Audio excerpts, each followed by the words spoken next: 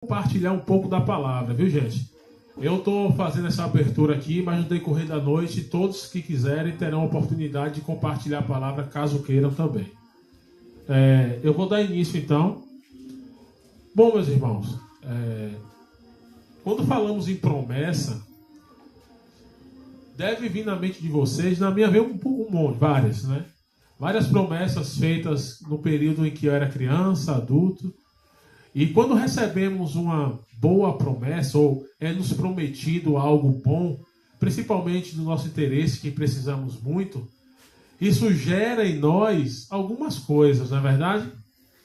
Gera em nós algumas coisas. Eu lembro que quando eu era criança, no meu grupinho ali de faixa etária de idade, tinha apenas um dos colegas que tinha uma bicicleta.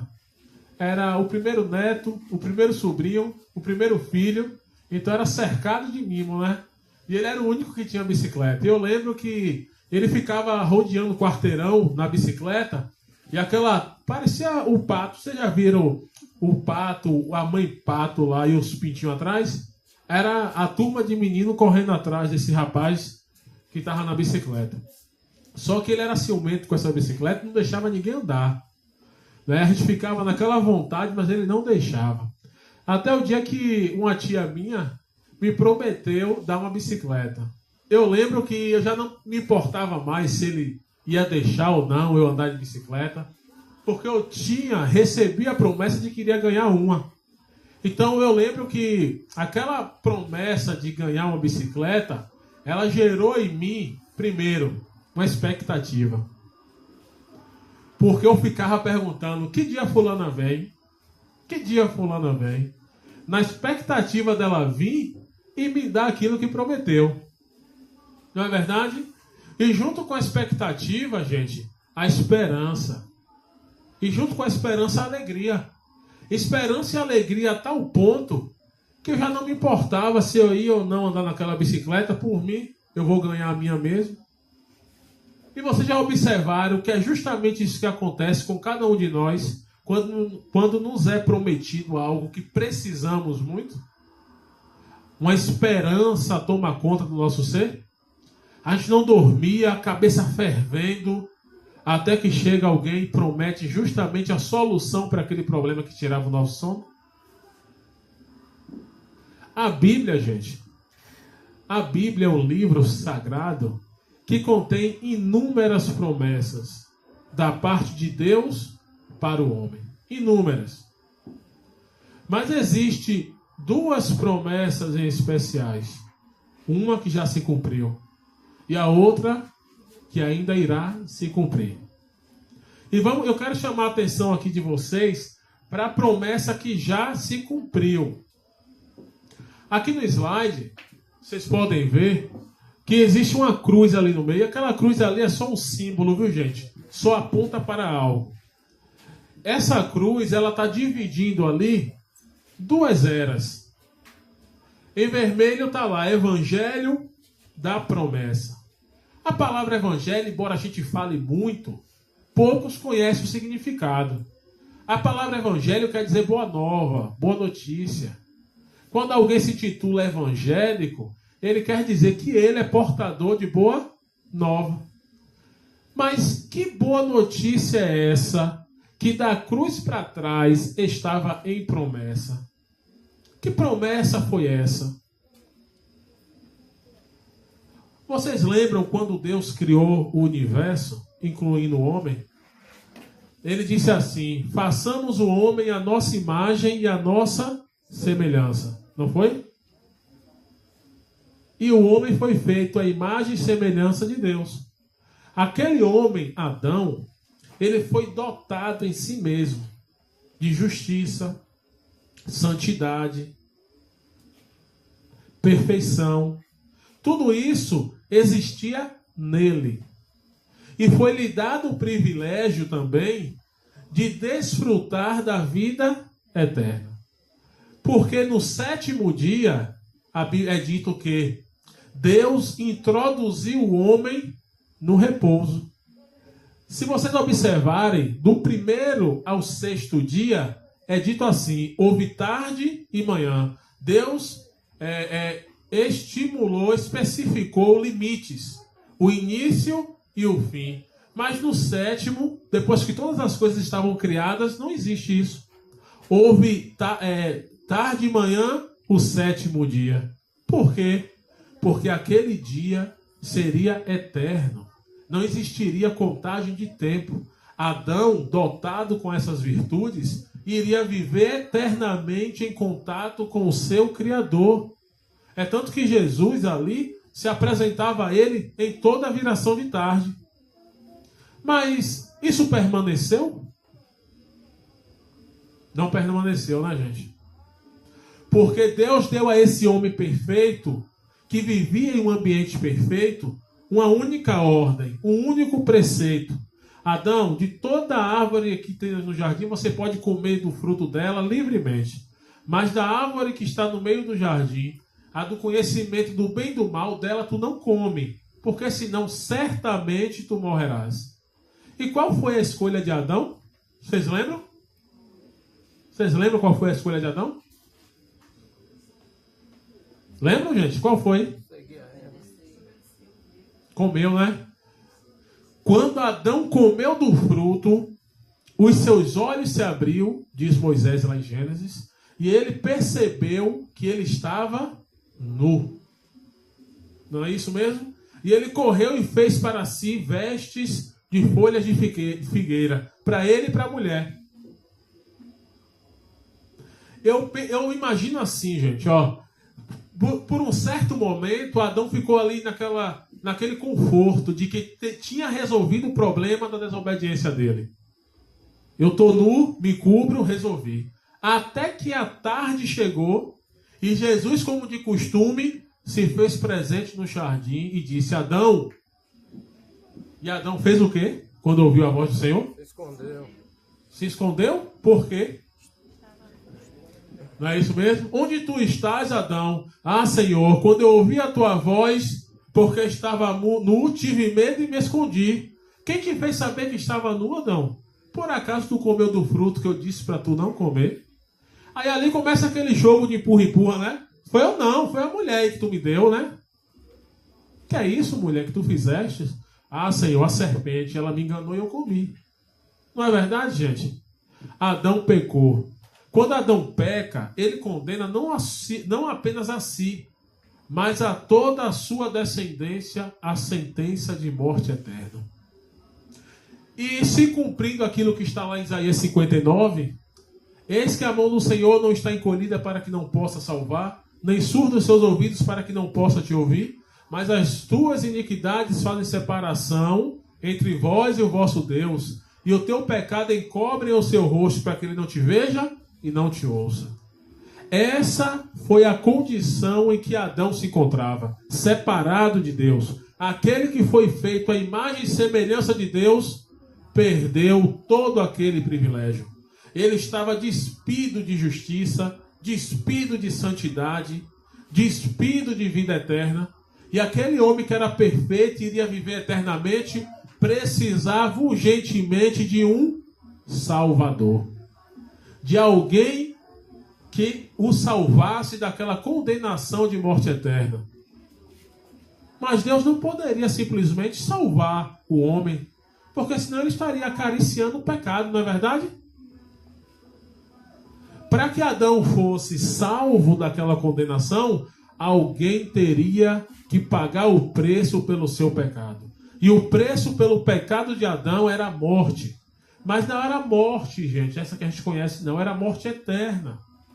Porque esse era o peso da desobediência do homem.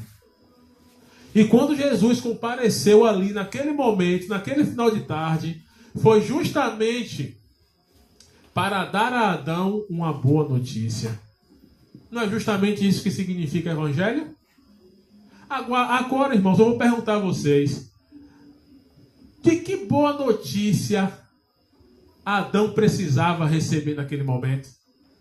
Lembre-se, ele tinha vida, perdeu. Tinha agora uma morte eterna pesando sobre ele. Era santo, perdeu. Era justo, perdeu. Condenado à morte eterna. O que poderia soar nos ouvidos de Adão como algo bom vindo da parte de Deus. O que vocês acham? Que ele foi perdoado. Quem mais? O que vocês acham aí? Foi reconciliado. Reconciliado, salvo. A dívida foi paga. Ó. Vocês concordam? O restante concordam? Porque, imagine você, o cara está no corredor da morte. Está preso, prisão perpétua, sentenciado à morte. Está ali, já é o próximo para sentar na cadeira elétrica. Aí qual seria a notícia que ele queria ouvir naquele momento? Uma vez eu estava participando de uma entrevista de trabalho, eu até dei risada na época, né? Aquelas perguntas, né? Ah, quando você morreu, o que você queria que as pessoas falassem ao seu respeito? Aí uns falaram assim, mas isso foi verdade, viu? Falaram assim, eu queria que dissessem que eu fui um bom homem, um bom pai, um bom filho, um bom cidadão, fui uma pessoa honesta, justa. Aí teve um rapaz que falou assim, eu queria que olhasse para mim no caixão e falasse, ele se mexeu. Mas não é verdade? Qual a melhor notícia para um morto? Não é descobrir que ele está vivo? Não existe outra notícia, boa notícia para alguém que está morto ou condenado à morte eterna, de saber que ele foi agora absolvido, que alguém pagou a sua dívida. E foi justamente isso que Jesus foi fazer naquele momento. Foi revelar para Adão a graça que já estava decidido no coração do Pai antes dos tempos eternos. Como diz João em Apocalipse, né? O Cordeiro foi morto no coração do Pai desde a fundação do mundo. E lá no capítulo 3, versículo 21 de Gênesis, aqueles que conseguirem ler aí, não sei se vai dar para ler.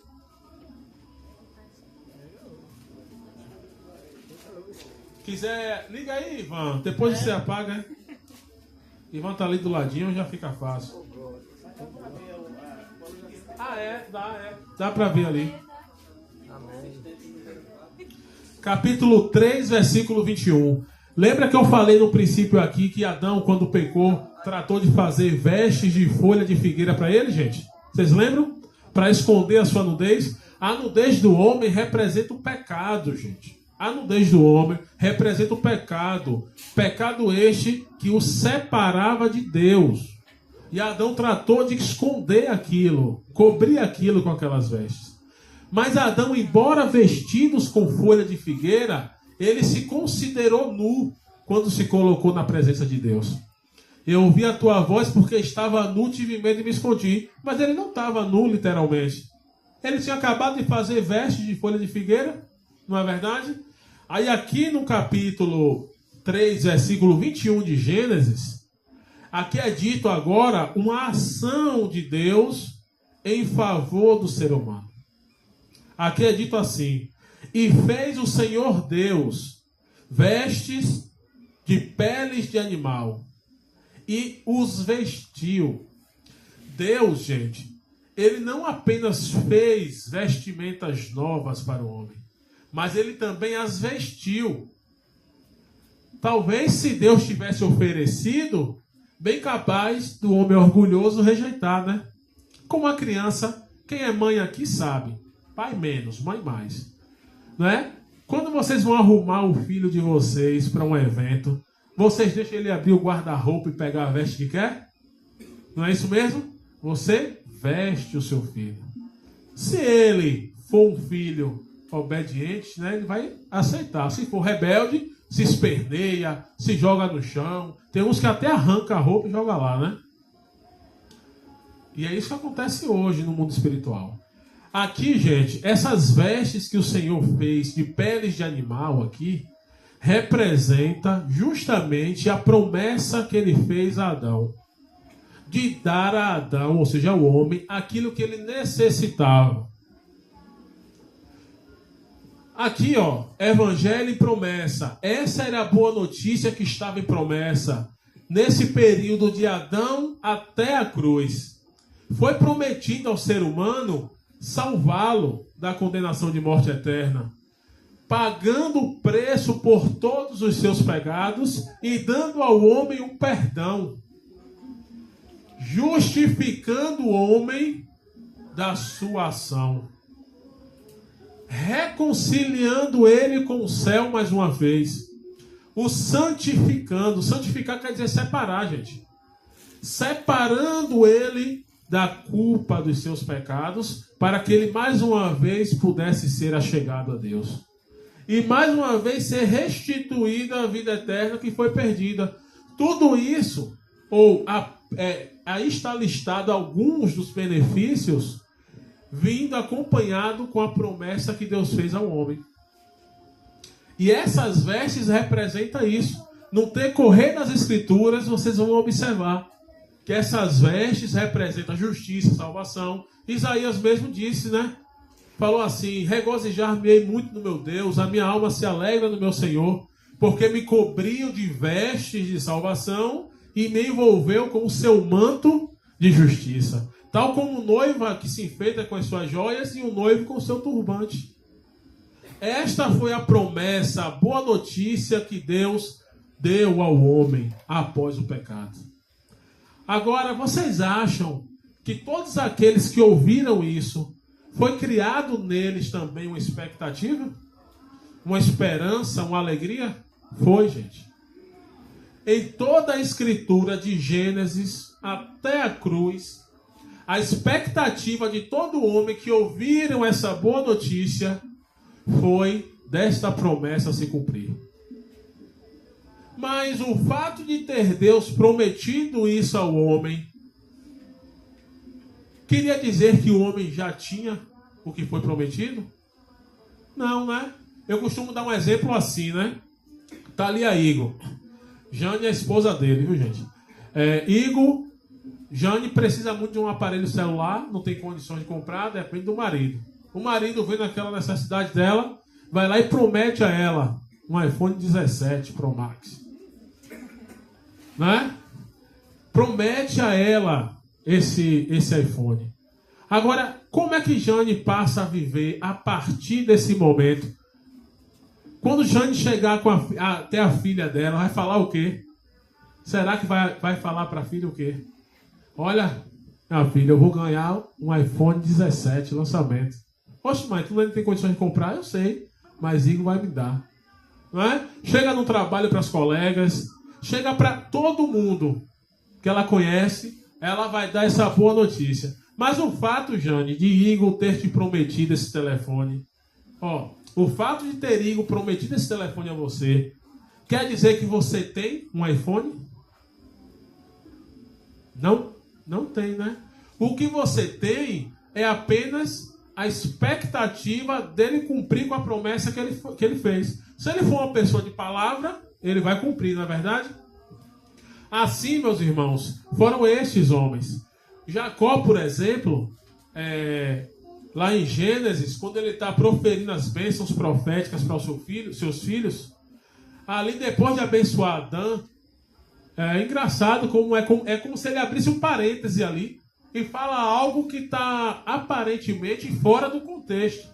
Ele vem abençoando ali seus filhos, aí depois de dar ele exclama, lá tem exclamação: a tua salvação eu aguardo, ó Senhor. Ele exclama porque ele já estava prestes a morrer.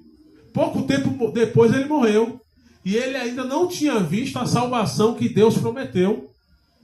Davi, no Salmo 103, versículo 113, né? Olha só o que Davi estava passando naqueles momentos. Sendo perseguido pelo rei Saul. Saul, ele tinha que se esconder em cavernas, porque o rei queria matá-lo, injustamente. E Davi louva ao Senhor lá, dizendo o quê? Bendiz ao Senhor a minha alma, e tudo que há em mim, bendiz ao seu santo nome. Bendiz o Senhor a minha alma, e não te esqueças de nenhum dos teus benefícios. Porque é Ele que perdoa as tuas iniquidades, que redime a tua vida da cova. E ele começa a citar as promessas de Deus. Agora, vocês acham que Davi estava ali, exaltando o nome de Deus? Era por quê? A mente dele estava voltada para onde? Senão para a promessa que foi feita. Abacuque, Ele diz assim, versículo muito conhecido. Muito conhecido e eu particularmente acho muito bonito. Abacuque 3, verso 17. Ele diz assim: porquanto ainda que a figueira não floresça, nem haja fruto na vide, o produto da oliveira minta, e os campos não produzam mantimentos, as ovelhas da malhada sejam arrebatadas, e nos currais não haja vacas, todavia eu me alegrarei no Senhor, e exultarei no Deus da minha salvação. Expectativa, esperança, alegria. Isso é o que contagiava todos aqueles que ouviam essa promessa e creram. Mas será que essa promessa, gente, ainda está, que essa boa notícia ainda está em promessa nos dias de hoje? Será? E se não está, será que estamos vivendo como se tivesse? Pensando como se tivesse? Falando como se tivesse? Porque o apóstolo Paulo, no capítulo 13 de Atos, versículo 32, o apóstolo lá, ele fala assim, ó. Foi dado a Paulo a oportunidade de pregar na sinagoga, e Paulo ali então fala assim, ó. Irmãos, nós vos anunciamos o evangelho da promessa, o qual Deus fez aos vossos pais, como ele a cumpriu plenamente em vossos dias, ressuscitando seu filho dentre os mortos. Paulo chama a atenção ali do povo daquela época e de nós hoje para a promessa que Deus fez. É como se Igor chegasse para a Jane ali e falasse: ah, Jane, tu lembra da promessa que eu te fiz de te dar o celular? Eu cumpri com essa promessa. Olha ele aqui. Ele chama a atenção dela para a promessa que ele fez. Aí quando as pessoas se recordam, ele fala: essa promessa Deus já cumpriu. Quando ressuscitou seu filho dentre os mortos. Isso quer dizer, meus irmãos, que todos aqueles que viveram da cruz para trás, viviam na mente que Deus iria salvá-los. Ó, ele me salvará, ele me perdoará, ele me justificará. Percebe como está aí o tempo do verbo no futuro? E eles estavam certos, Deus não tinha cumprido a promessa ainda. Mas nós estamos vivendo não mais no tempo em que essa notícia estava em promessa, e sim em que ela se tornou uma realidade para todos nós. A salvação não é algo que Deus, não é uma promessa de Deus para nós mais. A salvação é uma realidade, porque no Calvário, quando Cristo Jesus exclama: Pai, está consumado, ele quer dizer ali: Pai, eu cumpri com a tua promessa.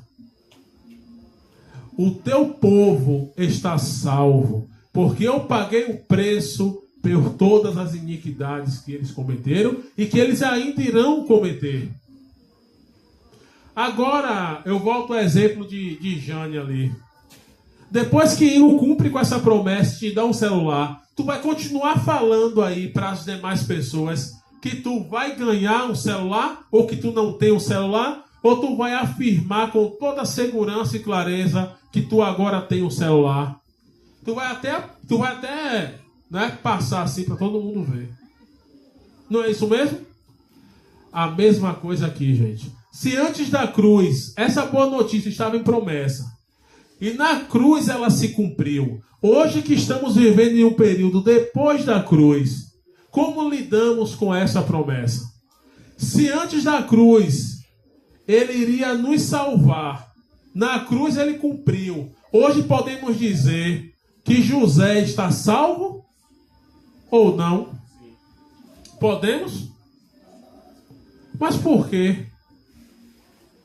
Não é verdade? José está salvo, sim. Todos nós estamos salvos, sim. Não porque dedicamos esse momento para Deus, ou entregamos o nosso viver a Ele. Não, muito pelo contrário. Mas sim porque Cristo, sendo Ele Deus, Ele aceitou vir a essa terra como homem, despido de suas vestes de glória, e assumir sobre Ele toda a culpa dos nossos pecados. e pagou o preço por eles no Calvário. É por isso que José e todos nós estamos salvos. Se antes da cruz a promessa era, ele perdoará. Se na cruz ele cumpriu, eu posso dizer que todos nós também estamos perdoados? Posso ou não posso? E a Bíblia afirma e assegura isso. Porque Cristo Jesus morreu como preço exigido pela santa lei de Deus. O culpado deve morrer. O salário do pecado é a morte. E Cristo morreu a morte que era de direito nossa. E em troca, ele nos deu a vida eterna. Meus irmãos, não deixem de olhar para a cruz e enxergar nela o preço pago por toda a nossa culpa do pecado. Não deixe de olhar para a cruz, porque Cristo recomendou isso. João capítulo 3, verso 14. Assim como a serpente foi erguida no deserto, importa que o Filho do Homem seja erguido no madeiro, para que todo aquele que nele crê não pereça, mas tenha a vida eterna. Eu posso dizer aqui, irmã Kátia, seguramente que a senhora está salva e perdoada. Que sobre a senhora não pesa mais nenhuma culpa dos seus pecados, porque todas elas foram colocadas sobre Jesus Cristo. E na cruz ele resolveu o problema do pecado. Hoje ainda possuímos a natureza pecaminosa e devemos buscar em Deus forças para controlá-la, para dominá-la.